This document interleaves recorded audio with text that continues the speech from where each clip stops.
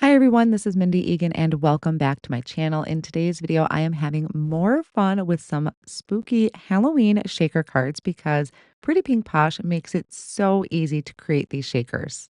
So I will walk you through my favorite way to put these shaker elements together, and I'm including this in my Halloween card series for 2025. I have created a playlist for that, which you will be able to find on my YouTube channel. And as always, I will have my supplies that I used in today's video linked down below in the video description and over on my blog.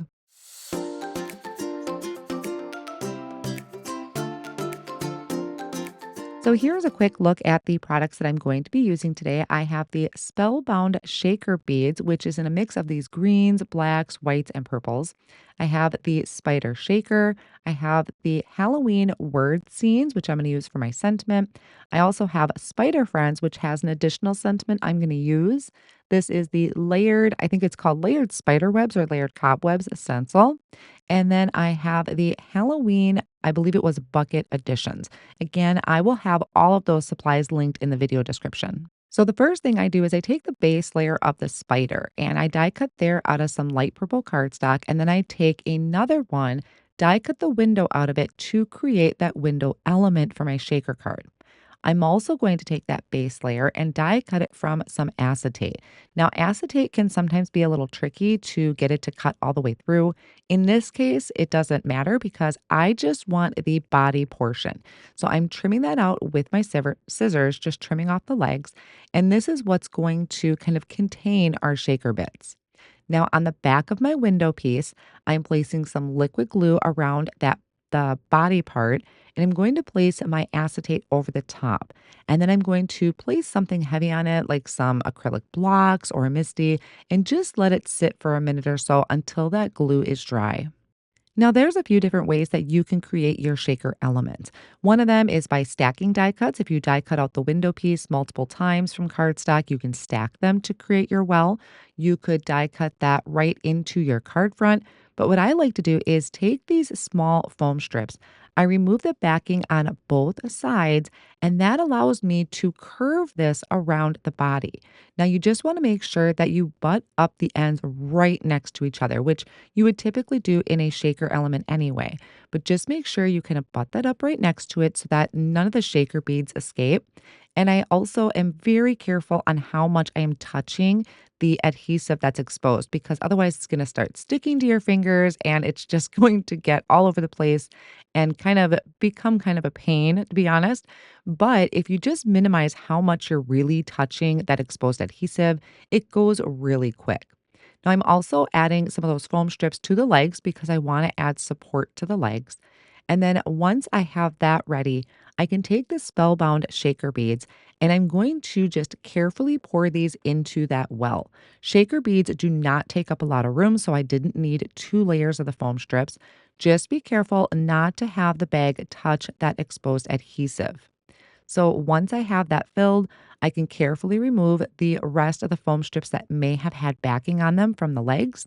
And then I can take my base piece, flip it over, line it up, and attach that down. So now I have this adorable spider. Like I said in my other video, it's the only kind of spider I like. But now I have that really cute spider shaker element. I'm going to add a face to my spider and I'm going to use the Treasured Cardstock pack. This is their black assortment. Again, it'll be linked down below. And I am die cutting out some of this glossy black cardstock to do my face. So the plate includes the eyes and the smile. So you have it all in there in one place. You don't have all these little individual dies to do the eyes and the smile. And then I'm going to carefully pick them up with my tweezers, add some liquid glue to the back, and I have just kind of a craft media mat off on the side to tap off the excess glue. And then I can place it on the front of my shaker, which is the acetate. Now, it's not going to look like much now. It actually gets lost in the beads a little bit. But once you start shaking your shaker element, you'll be able to see the smile and the eyes pop through, just like here. So when I move that around, then you can see that cute smiley face.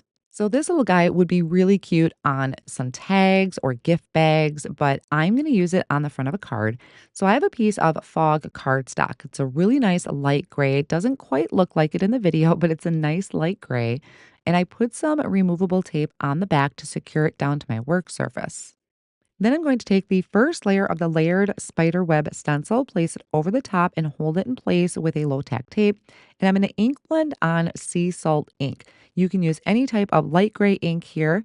I'm going to blend that over. This stencil actually has two parts to it, but I'm only going to use those cobwebs. I wanted just something subtle in the background. I didn't want it to kind of take away from the actual spider element on the front of the card. I placed that cardstock into my Misty and I'm going to lay out the elements so that I know about where my sentiments are going to land. The reason I'm doing this is I want to add splatters to my background. And sometimes if I splatter first and try and stamp later, either it layers over the splatters and it just doesn't look quite right. So I'm stamping the sentiment first, and that came off of the Spider Friends stamp set. So once I stamped it, I'm going to mask it off with a small piece of Post-it tape. That's going to protect it when I add my splatters, which I am going to do with the Black Soot Distress Spray Stain. Now, I did add a little bit of water, but I'm only using that to kind of wet my brush. That way I can pick up that spray stain and add some splatters. I did get a couple big blobs there, but I figured that's just going to add to the kind of spooky element of my card front. Then I can go ahead and remove that Post-it tape. So I'm going to give my background a little bit of time to dry, and I am going to stamp out this word eek from the Halloween word scenes stamp set. This is a really, really cute stamp set. It does lean towards using some coloring on it, but you can do some very simple coloring with it, which I'll show you here. So I stamped it on 80-pound cardstock using a alcohol marker friendly ink, and I'm using my Olo markers to color it in. So what I first did, I picked out purples to kind of match my spider. I'm starting with a light shade of purple here. I'm sorry, I did not write all my colors down. We might be able to catch the caps here during the video. But I started with a light shade of purple, just coloring in the letters. Then I'm going to take a slightly darker shade and I am going to add a line to some of the sides of the letters to give it kind of that shadowy look. So I'm not really doing any blending. I'm just adding a line to give it that shadow, which I think came out pretty good. I used a light purple for the spider. I did some light grays for the bats. And then I'm going to line up the coordinating die, hold that in place with a low tack tape, and die cut that out. I want to add some bats to my background. So again, I used that treasured cardstock pack from Spellbinders. This has a black glitter cardstock. There's a variety in there. They're really, really pretty cardstock panels. And I did this black glitter and die cut out some bats. The bats you can get from anywhere in your stash. I happen to use the bats from the Halloween bucket editions. So once that is ready, I went ahead and added my stenciled panel to a side folding card base. Then I am layering up my Eek sentiment with some thin foam squares, adding that right above the stamped sentiment that I did earlier. And then I'm going to start adding some of the bats. So I just have a couple bats here. The rest of them I'll just put in the packaging and save for any other future card projects, which I'm sure I will have. And then for the spider shaker element, I'm adding a liquid glue to the back of that. I'm going to place that down kind of at an angle. And then again, place something heavy on that and let that sit. And I will usually just kind of sit and clean up my work area while that's drying. So now that completes my really cute spider Halloween shaker card. These seed beads are so much fun to play with. If you have not tried seed beads in your shaker cards, definitely give it a try. And Pretty Pink Posh has a huge assortment of them.